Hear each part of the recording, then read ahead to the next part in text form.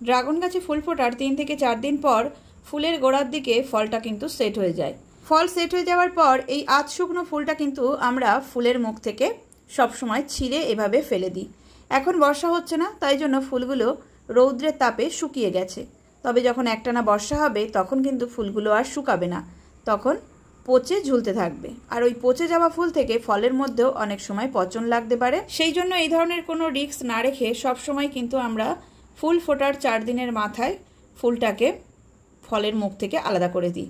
তাতে করে ফলটা অনেক সেফ থাকে, কখনোই নষ্ট হওয়ার চান্স থাকে না। বর্ষাকালে যখন একটানা বৃষ্টি হয় তখন তো এগুলো পচে যায়, আর ওই পচা ফুলটা ঝুলতে থাকে, আর ওই পচা অংশ থেকে ছত্রাক তৈরি হয়, তারপর ফলটাকেও অনেক সময় নষ্ট করে দেয়।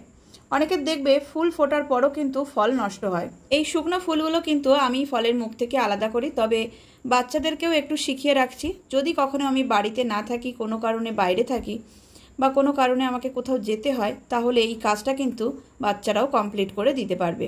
তাই জন্য ওদেরকেও শিখিয়ে রাখা দরকার। আজকে কিন্তু রকি বাবু খুব সুন্দর করে ফলের মুখ থেকে ফুলগুলোকে আলাদা করলো।